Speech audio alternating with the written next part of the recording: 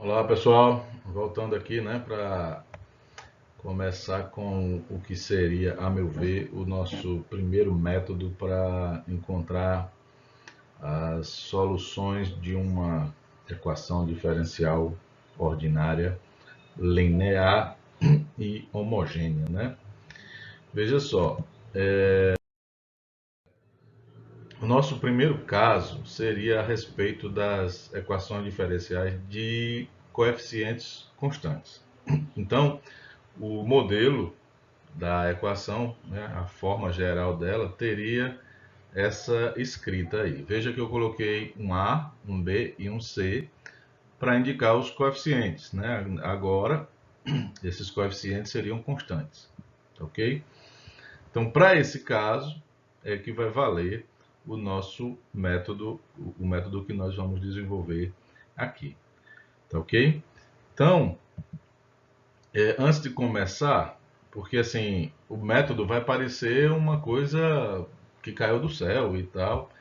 Então eu resolvi colocar aqui de onde veio a inspiração para o desenvolvimento do método. Então, o que essa parte aqui não é o método ainda, é na verdade uma tentativa de motivar e explicar de onde veio a ideia, como ela surgiu. Então veja, já que a gente tem a intenção de resolver uma EDO linear de coeficiente constante de segunda ordem, né, vamos olhar como seria a resolução de uma EDO linear de coeficientes constantes de primeira ordem. De primeira ordem. Aí veja, a escrita de uma EDO com essas características tem essa carinha aí, bem bonitinha, né? AY' mais BY igual a zero. E aí, você perceba que ela é uma equação separável. Né? É linear, né? Está sendo dito desde o início, mas ela também é separável. E por ser separável, a gente resolve ela muito facilmente, muito rapidamente, né? Deixa tudo que tem x de um lado, tudo que tem y do outro lado. A gente aprendeu a fazer isso na outra unidade, né? E aí ficamos com dy dividido por y, né? Igual a menos b sobre a dx. Então, integra-se dos dois lados. A integral do lado esquerdo me dá o logaritmo do módulo de y e a integral do lado direito, né? Menos b sobre a é uma constante, então vai ficar menos b sobre ax mais o c0, que seria uma constante qualquer real. Tá bom? O módulo de y seria e elevado a menos b sobre ax, e elevado a c0, né? Já fiz a distributividade aí da potência, né? Na verdade, a distributividade do expoente. E chegamos à conclusão que o y é mais ou menos e elevado a c0 multiplicado por e elevado a menos b sobre ax. Então, esse mais ou menos e elevado a c0, a gente chama ele de c1, né? E a conclusão que a gente chega é que, veja, sob a ótica da teoria que a gente estudou para iniciar a resolução de equações homogêneas de ordem superior, a gente chegou à conclusão que o conjunto de soluções forma um espaço vetorial, um subespaço, e a dimensão desse subespaço é a ordem da EDO. Então, para o caso de uma EDO de ordem 1, esse subespaço teria dimensão 1, ou seja, a base dele tem um vetor, uma função, e essa função gera todas as demais. Então, olhando para essa função aí, você chega à conclusão que a função geradora, a função da base, seria o e elevado a menos b sobre ax. Tá bom? Geraria todas as soluções de uma EDO linear de primeira ordem, homogênea, com coeficientes constantes.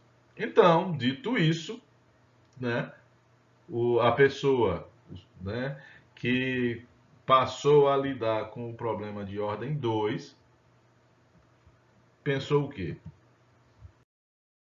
Será que existe uma função com essa mesma cara? Ou seja, será que existe um m real tal que a função y igual a e elevado a mx? Ou seja, eu estou propondo, né, eu estou investigando se há uma função com a mesma carinha que a gente encontrou lá para aquela equação de ordem 1.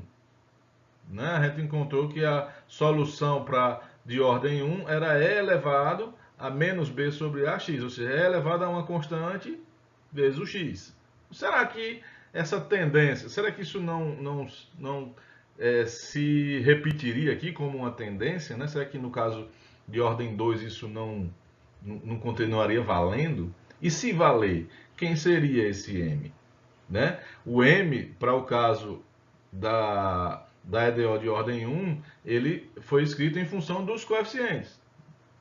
Então, quem seria esse M aqui no nosso caso? Tá ok? Então, façamos a proposta, né? E vamos ver se a gente consegue descobrir um M com uma função y elevado y igual a e elevado a mx, que seja a solução da EDO de segunda ordem. Tá bom? Então, como é que a gente faz essa investigação? A gente vai calcular as derivadas, né? Então, mesmo sem saber quem é o m, eu sei derivar, né? A derivada de e elevado a mx é m vezes, né, e elevado a mx. Eu estou usando aí a regra da cadeia. Derivada segunda, repete-se o processo, vai aparecer um m novamente, vai ficar m ao quadrado. E vou substituir essas informações, né, o y, y' e y duas linhas na equação, na EDO, e vou tentar descobrir se existe um m que satisfaça a equação, se esse m existe, tá ok? Então, substituindo na equação, a gente vai obter o quê? Né? Tá aí a equação, vou colocar a proposta, né? Então vai ficar a vezes o y duas linhas, troquei por m quadrado e elevado a mx, mais o b vezes o y', que é o m e elevado a mx, mais o c vezes o y, que é o e elevado a mx. Tá ok? Aí perceba só o seguinte, eu tenho um e elevado a mx nos três termos. Então eu posso colocar em evidência, né? Esse e elevado a mx ele nunca vai ser zero. Nunca. A exponencial de qualquer coisa é sempre maior do que zero. Logo, só nos resta que o que está dentro desse parênteses aí seja igual a zero. E aí nós esbarramos, né, numa equação do segundo grau em m. Ou seja, essa equação do segundo grau, ela vai ter três possibilidades de resposta, né? Três possibilidades de tratamento. Quem é que dá essas três possibilidades? É o discriminante da equação, o famoso delta, né? Então, você vai ter duas raízes, ou seja, o m vai existir, e serão dois diferentes quando o delta for maior que zero, né? Acredito que todo mundo aprendeu isso lá no seu ensino médio. Você vai ter uma segunda situação que vai ser duas raízes iguais quando o delta for igual a zero, tá certo? E uma terceira que serão duas raízes imaginárias, né? Duas raízes complexas e distintas, né? Isso vai acontecer quando o delta for menor que zero. Tá ok? Então, a partir de agora, eu vou detalhar cada uma dessas situações. O que vai acontecer no primeiro caso, no segundo caso e no terceiro caso. Tá bom? Então, veja. Antes de iniciar os casos, né, essa equação aí, que vai ser a equação que vai decidir qual é o caso, né, vai nos fornecer o delta, o discriminante, ela vai ganhar um nome de equação auxiliar. Eu quero que vocês observem essa equação auxiliar e a EDO. Perceba que elas são irmãs, vamos dizer assim, primas. Não é gêmea não, mas elas são muito parecidas. Então, ó, onde o A acompanhava o Y duas linhas, ele agora acompanha o M quadrado.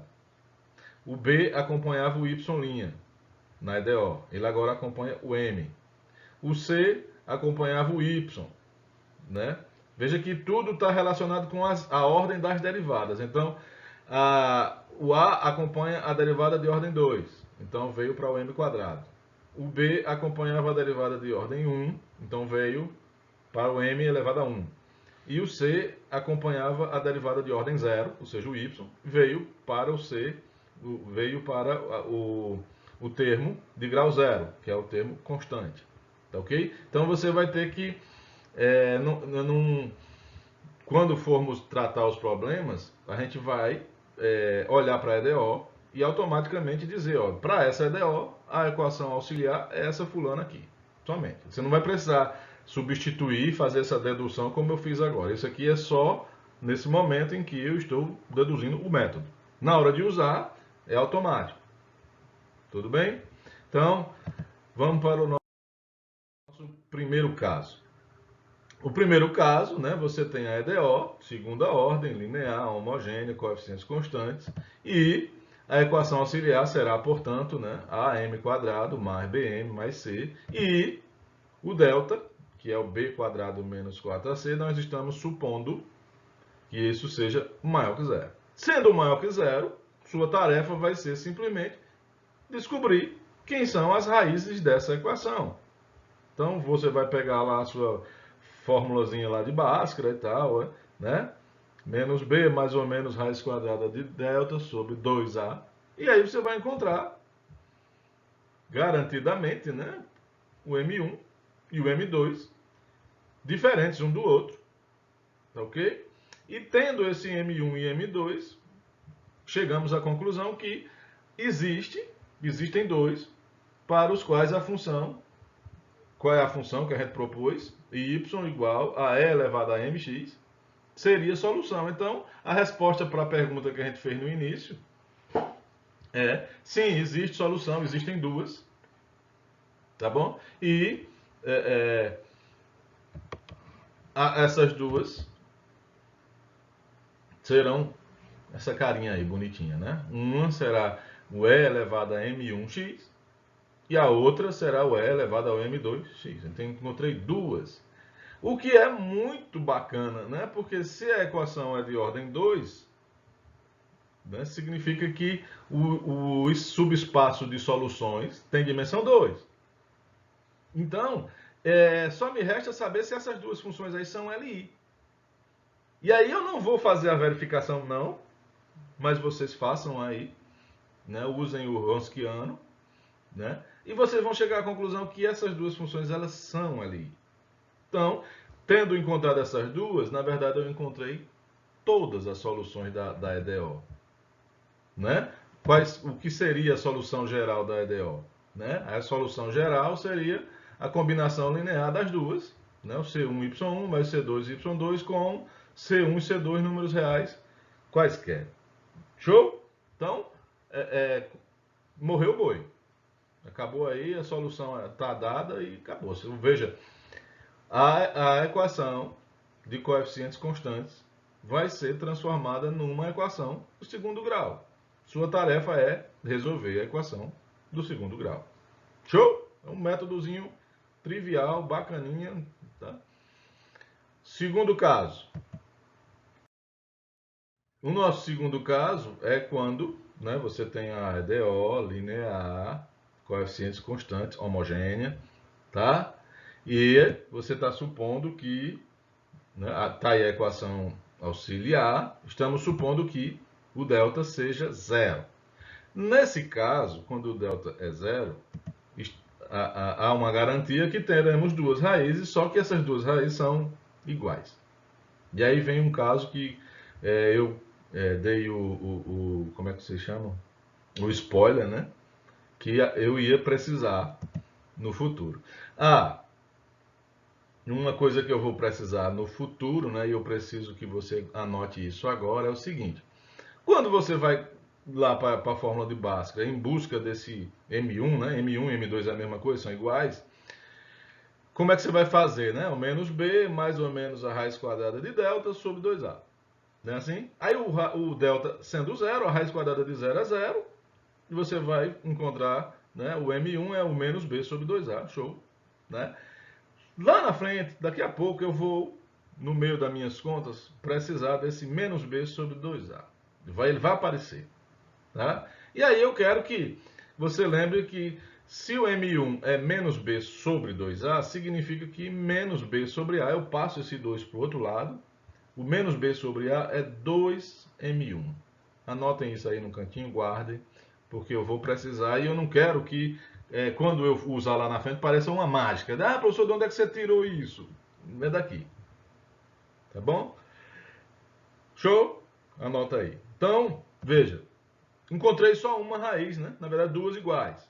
Significa que, nesse caso, eu não tenho duas soluções. Eu encontrei só uma, que eu vou chamar de y1, né? É o e elevado a m1x. E a outra, né? Já que a nossa EDO é de ordem 2, significa que eu preciso de duas. O espaço de soluções tem dimensão 2. Ou seja, a minha base tem que ter duas funções para eu conseguir gerar. Eu estou chamando de base, mas vocês lembram? O livro chama de conjunto fundamental de soluções. Eu vou sempre falar base, viu? Por favor. Então, a minha base tem duas. Precisa ter duas. E há um teorema que garante que existem essas duas. Então, encontrei só uma. E aí eu vou usar o que a gente aprendeu na aula anterior, que é a redução de ordem. Né? Ou seja, eu vou tentar construir uma y2 a partir dessa y1. De que forma?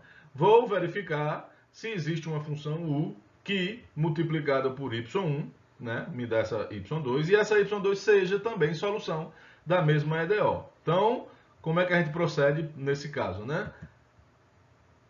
O passo inicial, né, o passo zero, é escrever a EDO na forma padrão. Qual é a forma padrão? O y duas linhas tem que ficar com o coeficiente 1. Então, você pega a equação original, divide ela toda pelo a, que é o coeficiente do y duas linhas, e chegamos nessa formazinha aí, bonitinha. Bacana? Nossa intenção com essa escrita, qual é? Precisamos descobrir quem é a função P. Então, fica bem claro aí que o P é B sobre A. Tá ok? E aí, o passo seguinte é a função μ, que é a integral de menos P dx, né? E aí você vai ficar com a integral de B sobre A é constante, sai da integral, o que vai acontecer? Vai ficar a integral de dx, a integral de dx é x, mais uma constante que eu chamei de K0. Tá bom? Lembra do menos B sobre A que eu falei que ia aparecer? Apareceu ele aí, ó. Tá? Então daqui a pouco eu vou trocar ele pelo 2M1. 2M1, lembram? Eu pedi para vocês anotarem aí. Então, qual é o passo seguinte? Calculei a função μ, agora eu vou calcular a função n. E aí a função n é o e elevado a μ dividido pelo y1 quadrado. Lembra quem é o y1? O y1 é o e elevado a m1x. Foi a solução que a gente encontrou. Né? Então, substitui todo mundo aí.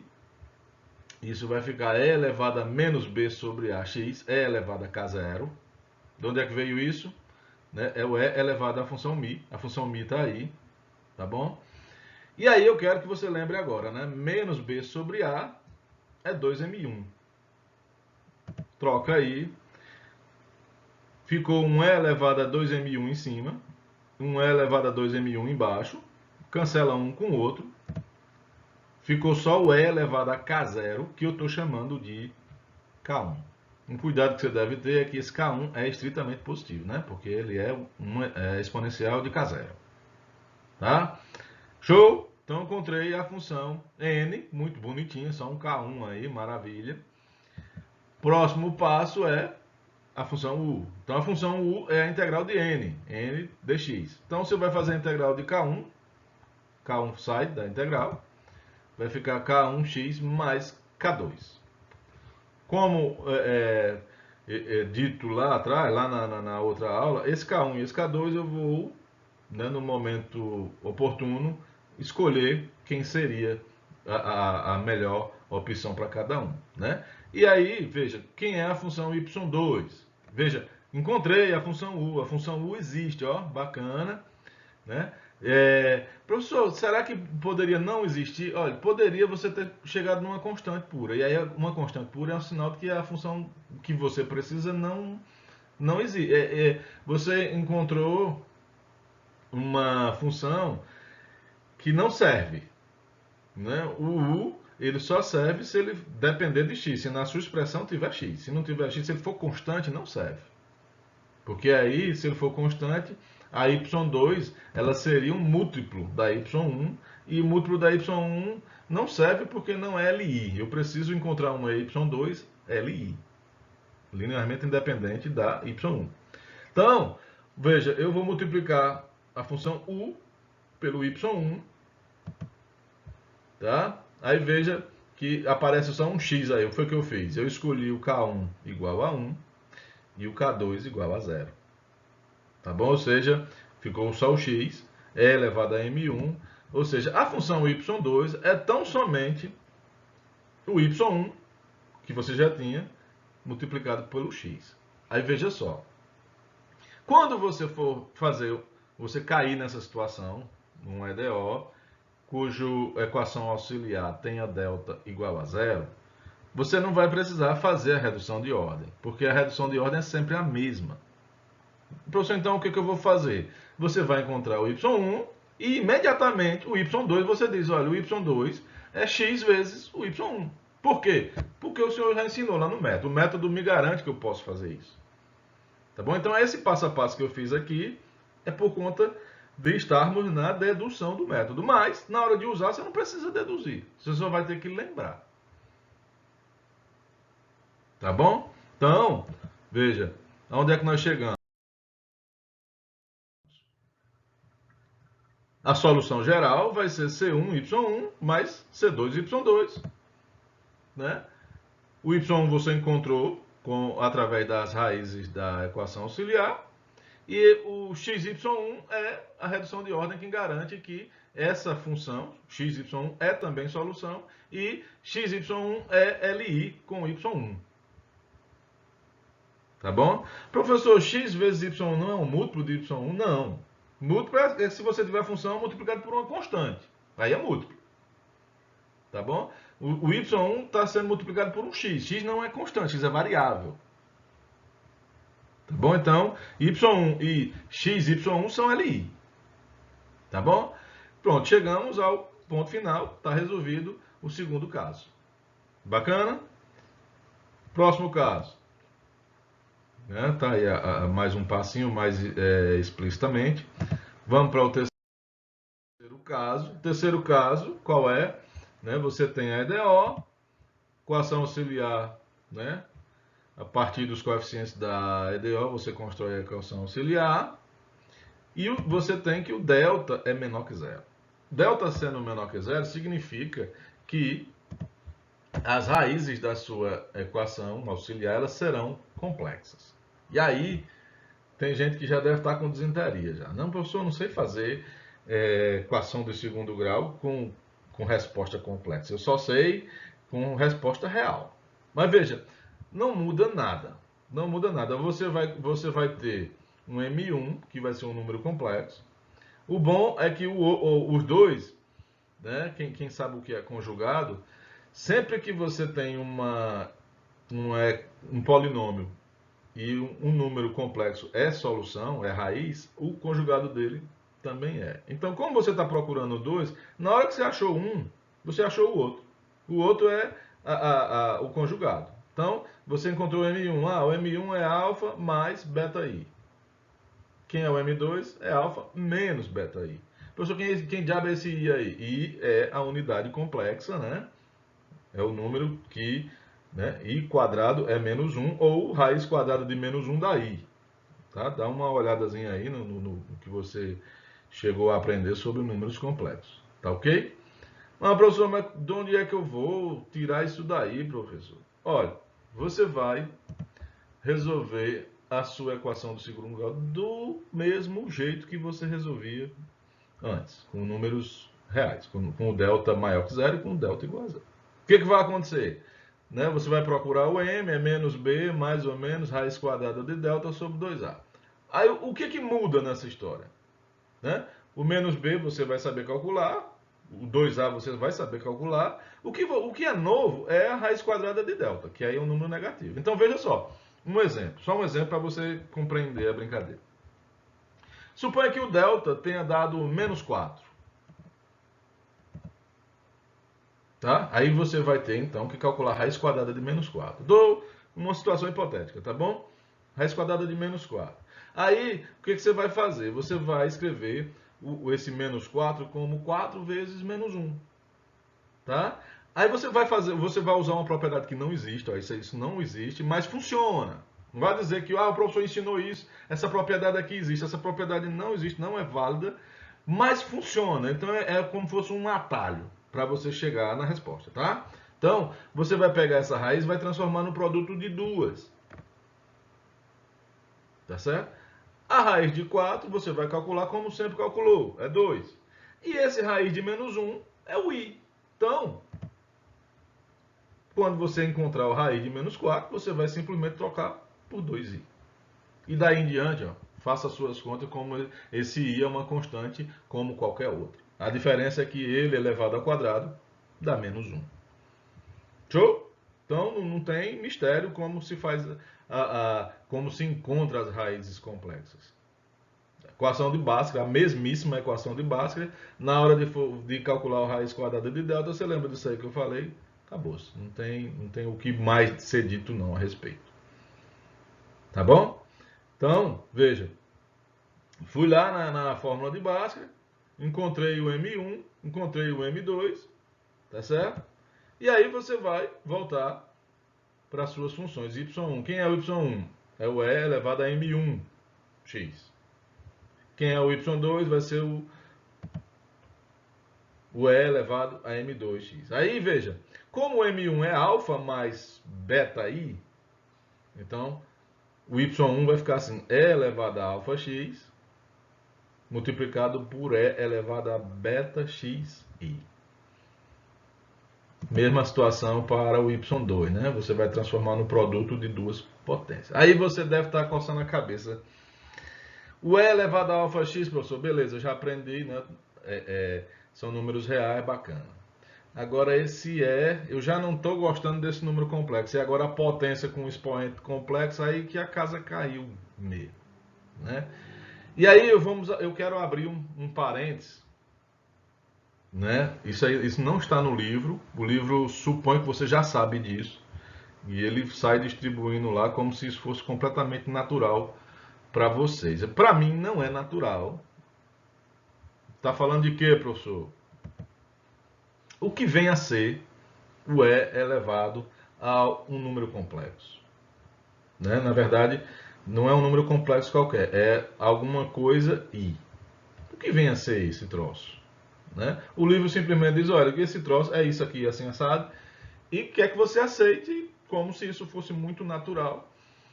Eu, quando aluno, o professor colocou lá, escreveu como uma fórmula e pediu que eu aceitasse, e o curso para mim, daí para frente ele parou, daí para frente ele morreu, porque eu não conseguia entender mais nada, simplesmente porque eu não aceitava de onde é que ele tinha tirado a expressão desse E elevada a θi. Né? Então eu vou mostrar aqui, abra um parênteses aí, eu acho que são 3 ou 4 slides que eu vou falar agora, que poderiam não estar nessa aula. Eu vou colocar como um adendo, tá? Então veja, existe uma série, nós vamos estudar nesse curso, séries, né? Mas você poderia já ter visto em outro lugar, eu acredito que você já ouviu falar, que são as séries de Taylor. A série de Taylor, ela serve para você expandir uma função na forma de uma série. Professor, o que diabo vem a ser isso e para que serve isso e coisa e tal? Existe um entendimento que, assim, as funções polinomiais, elas são as funções mais bacaninhas que têm de serem calculadas. Enquanto que outras funções, elas são terríveis de serem calculadas. Por exemplo, o seno de x. Vocês aprenderam no segundo grau, em todos os momentos que vocês viram trigonometria, vocês de certa forma foram enganados. Vocês acham que sabem calcular o seno, mas vocês não sabem. Sim, professor, como assim? Vocês sabem calcular os senos e cossenos e as funções de trigonometria para ângulos chaves, ângulos específicos. Então é 0, π sobre 4, π sobre 2, múltiplos desses valores. Mas, se perguntasse assim para você, qual é o seno de 23 graus? E como é que se faz a conta para isso? Como é que você calcula isso? Tá certo? Aí você vai tirar do nada aí, né? Porque você foi treinado a dizer isso, né? Usa a calculadora. Né? Sim, mas e a calculadora? Como é que ela faz? Ela é mágica? Alguém teve que ensinar a calculadora. Como é que ela faz essa conta? Como é que ela calcula o seno de 7? Seno de 9? Né? Esses números que não são tabelados, não tá nessa tabelinha, tem que vir de algum lugar a resposta e a calculadora dá. E como é que ela faz isso? A resposta vem disso aqui. Você vai pegar a função que você não sabe calcular em valores, valores estranhos, né? Valores que não estão tabelados, e aí você escreve ela como uma série de Taylor. A série de Taylor, ela transforma a sua função numa espécie de polinômio. Veja que todos os termos aí, você observe com calma, aí dê pausa, né? A variável é o x, e a variável ela está nas potências, ó. Ela só acontece nas potências. Então isso aí é uma espécie de polinômio na variável x. O que tem de estranho nesse polinômio? Ele tem grau infinito. Ou seja, ela não para. Ela não para. Professor, e como é que a calculadora vai trabalhar com infinitos termos? Ela não vai trabalhar com infinitos termos. Ela vai usar a quantidade de termos que forem necessários para dar as casas decimais com a qual ela trabalha. Então, veja, se você pegar uma calculadora que trabalha com 10 dígitos, então ela vai usar o número de termos aí nessa série até que ela tenha 10 dígitos exatos. Professor, e como é que ela sabe que 10 dígitos já são exatos? Como é que ela vai saber? Ela vai pegar um termo e soma, dois termos e soma, três termos e soma, quatro termos e soma. Ela vai acrescentando um termo em cada rodada. Quando a mudança causada pelo acréscimo de mais um termo mudar do 11º por diante, ou seja, vamos supor que você está com uma calculadora de 10 dígitos, somei mais um termo e não mudou nada nos 10 primeiros dígitos, então significa que é hora de parar. É assim que ela sabe que a partir de agora não adianta mais. Entenderam? Então veja, eu vou precisar. Lá na frente a gente vai estudar isso com calma, vai ter um momento, uma unidade que a gente vai falar só sobre séries, tá certo? Mas nesse momento eu quero que você aceite somente essa, que é a série de Taylor, tá bom? Aí vem um cara, essa é a expansão de uma função f em série de Taylor em torno de x0. X0 é o centro da expansão. Aí veio um cara e disse, olha, e se eu expandir em torno do zero? Essa fórmula muda de cara, né? O que ele simplesmente foi troca o x0 por zero. E aí ficou famoso, o nome da f vira série de Maclaurin, tá bom? E na verdade essa que a gente vai usar, essa que eu vou precisar. Então, é a mesma série de Taylor, só foi escolhido um x0 específico para isso daí, tá bom?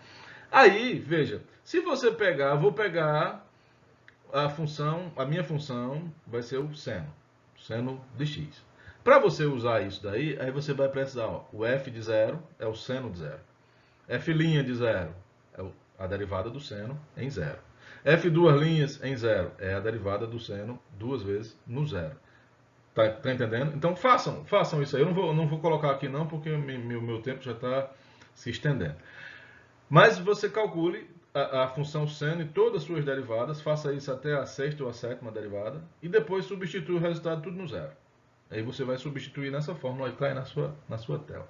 Se você fez isso direitinho, você vai chegar à conclusão que o seno ele tem essa expressão, né, na forma de série de potências.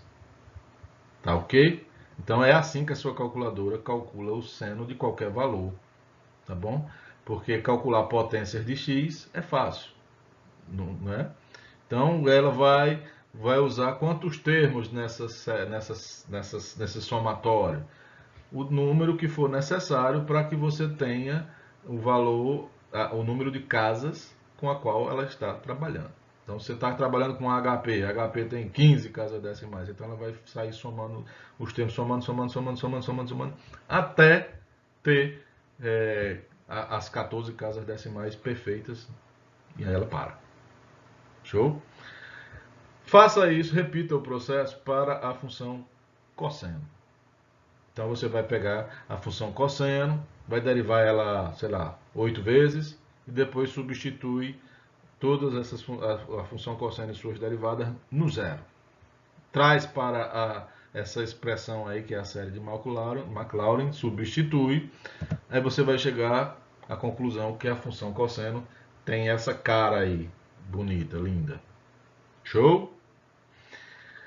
Vou fazer só mais uma vez, tá? Feito isso, aí você vai para a função e elevado a x, né? Potência a exponencial de x. Calcula todas as derivadas da função e elevado a x. Vai ser terrível calcular todas as derivadas da função e elevado a x, né? Até a oitava ordem, né? Vai ser um absurdo de complicado. E também vai ser muito difícil substituir todas elas no zero, né? Eu vou dar um spoiler para vocês. Vai dar 1 em todas elas. Eu sou fera, não pode falar palavrão não. O YouTube vai bloquear. Eu sou fera, né? Sacaram aí que vai dar tudo 1, né? Aí a pessoa que fez essa dedução, ela fez uma observação. Olha, se você olhar para a expressão que você obteve para o seno, ela tem uma peculiaridade. Qual é? Ela tem potências do x, todas elas ímpares. E o sinal vai alternando. É negativo, positivo, positivo, negativo, positivo, negativo, positivo, negativo. Já a função cosseno, ela tem todas as potências de x pares. Eu falei como lá para o x, para o seno? Eu vou repetir porque eu acho que eu falei besteira. A função seno tem todas as suas potências ímpares, tá? E o sinal vai alternando. Já a função cosseno tem todas as suas potências pares, né? X ao quadrado, x à quarta, x à sexta. O 1 é x elevado a zero, tá? E também são alternados os termos, né? Os sinais. Menos, mais, menos, mais, menos e vai. Tá bom? Aí se você olhar para a função e elevado a x, você veja que ela tem todos os termos que aparecem no seno, todos os termos que aparecem no cosseno, só que eles não aparecem com o sinal que está no seno ou no cosseno. Os sinais elas não estão sendo obedecidos, né? Fica um gostinho na boca assim, por quase nada eu não consigo dizer que o E elevado a x seja o seno mais o cosseno, né? Não fica? Não fica? Suponha que todos os sinais do seno fossem positivos e o mesmo fosse válido para o cosseno, fosse tudo positivo. Então, facilmente você ia perceber, o E elevado a x é o seno mais o cosseno, né? Mas não é. Não funcionou. Aí vem um cara, não sei dizer quem foi, tudo indica que seja Euler. Olha, porque essa fórmula ela ganhou o nome de fórmula de Euler, tá? Então eu acredito que tenha sido ele quem fez essa dedução. Então, em vez de calcular o E elevado a x no x, eu vou calcular o E elevado a x no θi. Então, você vai pegar essa última expressão, a expressão do E elevado a x, e vai substituir ela, você vai trocar x por θi. Então, isso vai ficar assim, ó, substituindo, tá? Essa é uma maravilha, né? No quadro eu ia passar um dia fazendo isso. Então, o que você vai usar agora é o seguinte, você vai, o i ao quadrado é menos 1. Né? Você vai melhorar essa expressão aí, né? Vai distribuir todas essas potências, né? O 2 vai descer para o θ e para o i. O 3, a potência 3, vai descer para o θ e para o i. Você vai melhorar a escrita aí, tá bom? Aí agora você vai usar seu conhecimento a respeito do i. O i ao quadrado dá menos 1. Então, veja, esse terceiro termo aí, né? θ quadrado, I quadrado, dividido por 2 fatorial, vai virar menos θ quadrado sobre 2 fatorial. O I ao cubo, né, é I quadrado vezes I. Então, I ao cubo vai ser menos I. I à quarta é I quadrado vezes I quadrado. I quadrado é menos 1, então vai ficar menos 1 vezes menos 1, então vai ficar mais 1. Você vai fazer isso com todas essas potências. Aí você vai chegar à conclusão que dá esse troço aí. Beleza? Observe, vá fazendo isso com muita calma, tá bom? Que você tem agora termos que tem I e termos que não tem I. Então, nós vamos agrupar tudo que não tem I e tudo que tem I. Tá certo? E o último passo é, tudo que tem I, eu vou colocar o I em evidência. Então eu destaquei em parênteses aí para que você perceba, né? Se você observar o que está dentro do primeiro parênteses, olha, são potências pares, os termos alternando. Então esse primeiro parênteses é o cosseno de θ. No outro parênteses, você tem potências ímpares e os termos alternando. Então o que você tem é o seno de θ. Então chegamos à conclusão que o E elevado a θi é o cosseno de θ mais I seno θ. Tá bom? Então nós vamos usar isso lá na nossa... Nós paramos nas duas soluções, né, y1 e y2, e lá tinha uma potência, né, alguma coisa multiplicado por um i. Então nós vamos usar essa fórmula, né?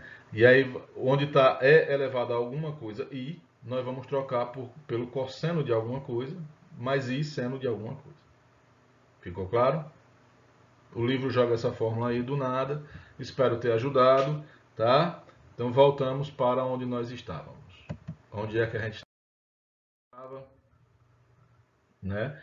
Estávamos aqui, né? E elevado a alfa x, E elevado a beta x, i, é o y1. Então precisamos dar uma resposta para o E elevado a beta x, i. E uma resposta para o E elevado a menos beta x, i. Então veja, o E elevado a alfa x vai ficar lá quietinho. Estou mexendo no y1, tá? E aí lembra o que eu falei? O alguma coisa que aparece multiplicando o i vai aparecer dentro do cosseno e do seno. Então ficou cosseno beta x mais i seno beta x. Como é que vai ficar o y2? Cosseno beta x menos i seno beta x. O E elevado a alfa x está ali, lá de fora. Tudo bem?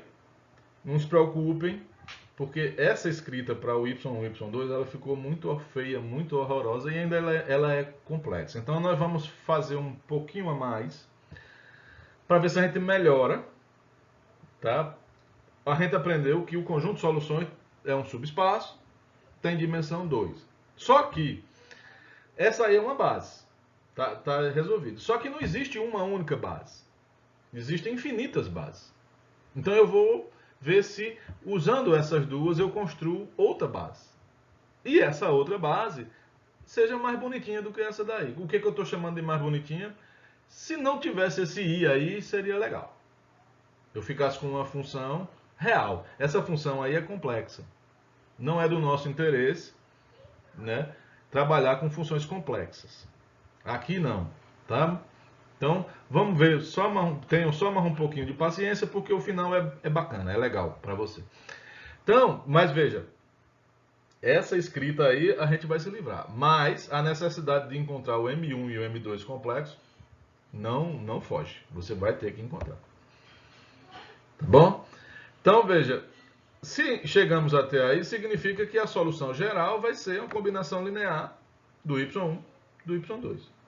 Escreve essa combinação linear aí todinha, dá esse catatal gigantesco. E agora, nós vamos reagrupar os termos. Eu vou fazer a distributividade e vou agrupar onde aparece o cosseno de beta x. Vou juntar todo mundo. onde aparece o seno de beta x e vou agrupar todo mundo, tá bom? Então veja o que eu estou fazendo, né? Chegamos aqui, né? Fiz a distributividade, a primeira coisa que eu percebi foi que tem um e elevado a alfa x em todo mundo, então eu já botei em evidência para simplificar um pouquinho. Vou, né, agrupar os cossenos e vou agrupar os senos e o i, tá bom? E aí, veja, esse K1 mais K2 eu vou são duas constantes que estão sendo somadas, eu vou chamar de C1. K1 menos K2 eu vou chamar de C2. O professor, e o I foi para onde? Né? Na verdade, o K1 menos o K2 e o I é uma constante, então eu chamei de C2. Tá certo? Aí o que você poderia dizer assim, professor, mas aí o senhor fez uma maracutaia da porra. Veja, não. O que eu estou fazendo é, se você colocar todas as constantes complexas, é solução. Só que você não precisa. O que você vai fazer? Esse C2, ele pode ser qualquer constante complexa. E dentro dos complexos não moram números reais, né? Então nós vamos ficar com esse C2 somente dentro dos números reais, ou seja, eu vou ignorar as soluções complexas. As soluções complexas não me interessam e eu vou restringir o meu C2 somente aos números reais. Ou seja, você encontrou muito mais do que lhe interessa e está dispensando o que não era do interesse, a parte complexa. Tá certo? Aí veja, pega esse E elevado a alfa x e distribui ele de novo. E aí o que você vai fazer? Né? Esse E elevado a alfa x, cosseno beta x, você vai chamar de y1 agora, um y1 barra. E o E elevado a alfa x, seno beta x, eu vou chamar de um y2 barra. E aí eu tenho a minha nova base do meu espaço de soluções. Tá bom? E acabou-se. Aí veja, professor, não entendi, eu vou ficar com qual y? Qual o y1 e o y2? Você vai ficar com esses dois agora. Esquece aquele lá, o y1 e o y2 que você tinha, que eu disse que era feio. E você vai ficar com esse y1 e y2. Aí veja que o y1 e o y2, ele usa o alfa e o beta, que é a parte real e a parte imaginária do M1 e do M2. Mas essa função, as duas são reais. Tá bom? Então você vai pegar só, descobrir que o M é alfa mais beta I. Então eu não preciso do I, vou precisar do alfa e vou precisar do beta. São dois números reais. Onde é que eu vou usar esse alfa e esse beta? No y1 é E elevado a alfa x, cosseno beta x. No y2 é E elevado a alfa x, veja que o E elevado a alfa x aparece nas duas. Numa é o cosseno beta x, na outra é o seno beta x. E aí você construiu a sua solução geral. Bacana? Então vamos ver agora um exemplozinho. Eu vou trazer um exemplo de cada para que vocês vejam como a brincadeira é bacaninha. Você pode ter não gostado assim da dedução do método, mas o final da história é um final feliz. Eu acho, né? Então veja, você tem essa equação aí você vai analisar, professor, é uma equação de segunda ordem, é linear, coeficientes constantes e homogênea. Então o que você vai fazer? Pega a equação auxiliar. Quem é a equação auxiliar? 12m² menos 5m menos 2. Cuidado, uma casca de banana que pode vir na vida de vocês, qual é? Se eu colocasse nessa equação aí o último termo, em vez de ter um 2y, eu colocar só um 2. Então suponha, né? Suponha 12 y duas linhas, menos 5y linha, menos 2 igual a 0. Aí o cara vem seco, né? Traz aí a equação auxiliar, joga, diz que é essa que está aí na tela e tal, mas não é. Não é. Tá bom? Se você tivesse o 2 sem o y, essa equação pega o 2, passa para o outro lado, ela não seria nem homogênea. Tá? Eu estou lhe dando uma dica de uma possível casca de banana. Tá bom? Tá bom? Cuidado! Para você ter a equação auxiliar, é necessário que você tenha os três termos. Assim, não é necessário que tenha os três termos, mas O coeficiente do m quadrado vem do y duas linhas. O coeficiente do m vem do y'.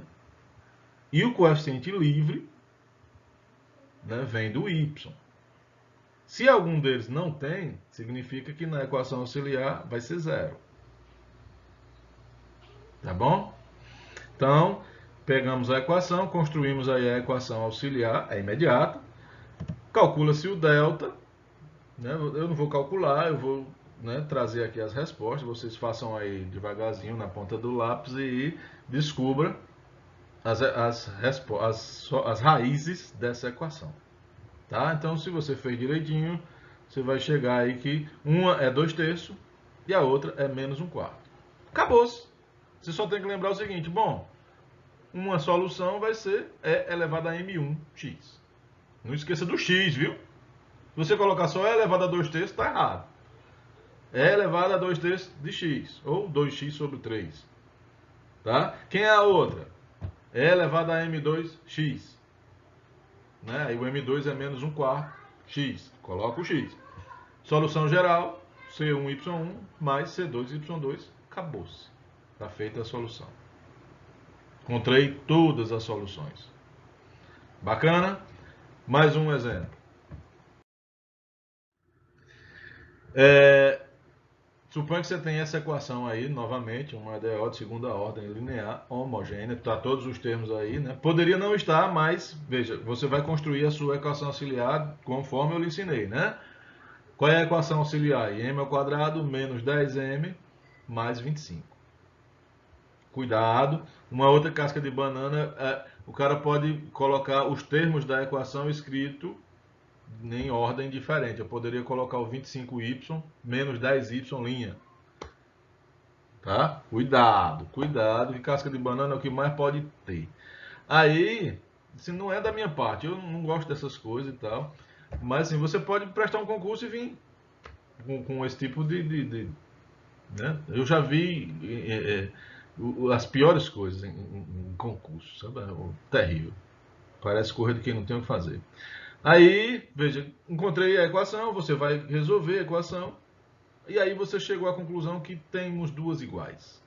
Né? Encontrei M1 igual a M2, que é 5. O que você vai fazer? Estão lembrados? Uma é o E elevado a M1x. E a outra? Você pega o Y1 e multiplica por x. Aí a outra. Tá certo? E aí a solução geral, C1, Y1, C2, Y2, C1 e C2, números reais quaisquer. Show? O interessante é o seguinte, ó, esse método ele vale para a equação de terceira ordem, de quarta ordem e quinta ordem.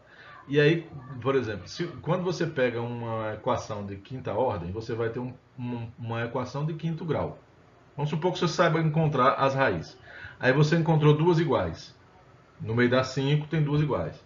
Significa que uma é elevada a m1x. E a outra é x vezes essa uma. Do jeito que foi aqui. Tá certo? E o que é mais interessante, se você tiver três iguais, tá? Aí você sai aumentando o grau do x. Uma vai ser o y1, a outra vai ser y1x. E a outra vai ser y(x²). Tá entendendo? O livro explora aí essa situação para alguns casos onde equações auxiliares de quinto grau são fáceis de resolver. Nessas situações ele tem aí equações de terceira ordem e equações de quarta e de quinta. Ele coloca aí alguns exemplos e ele explora que assim, essa ideia, esse método, ele é completamente expansível para qualquer ordem. Tá bom? E a gente fez a redução de ordem aqui para um caso bem específico, mas o interessante é que se fosse fazer a redução de ordem lá no outro caso, nem sei se tem redução de ordem para a equação de terceira ordem, ou de quarta, ou de quinta, mas essa situação que deu aqui, olha, o y1 é solução. Se você tem duas raízes iguais, a outra vai ser o y1 multiplicado por x. Funciona em todos os... É interessante isso, né? Alguém deve ter provado. Bom, vamos para o nosso terceiro caso. Né, o terceiro caso, né? O exemplo vai ser uma situação onde o delta vai ser menor que zero. Então, pega aí a sua equação, constrói a equação auxiliar, vai lá atrás do seu delta, você vai perceber que o delta vai ser menos 8. B ao quadrado menos 4. B ao quadrado vai dar 4, menos 4, 4 menos 12, vai dar menos 8. Então você vai calcular a raiz quadrada de menos 8. Então vai ficar raiz de 8i. Né? E aí o raiz de 8 você troca por 2 raiz de 2. Quando você for, né, encontrar as suas raízes, vai ficar... Né? Professor, por que não está aparecendo 2 raiz de 2? Eu só estou vendo 1 raiz de 2. É porque aparecia um 2 no primeiro termo, um 2 no segundo termo, e na fração aparecia um 2 embaixo. Então foi tudo cancelado, foi simplificado. Tá bom? Aí veja, eu estou colocando aí as duas raízes, mas lembre-se que eu não preciso das duas. Na verdade, o que eu preciso é a parte imaginária e a parte real.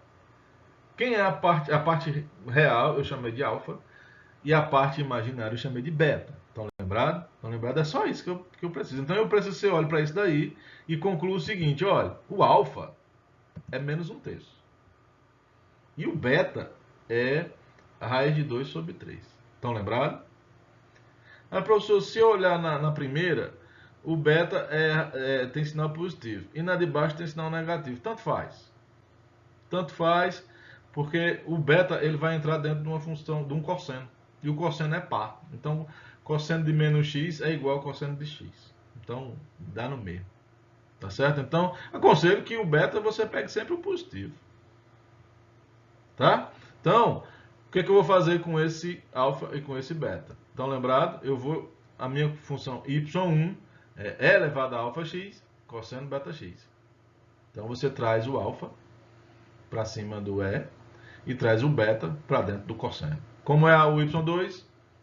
É elevado a alfa x, seno beta x. Então, você traz o alfa para cima do lembre-se que tem um x, e traz o beta para dentro do seno, lembre-se que tem um x também, dentro do seno, dentro do cosseno.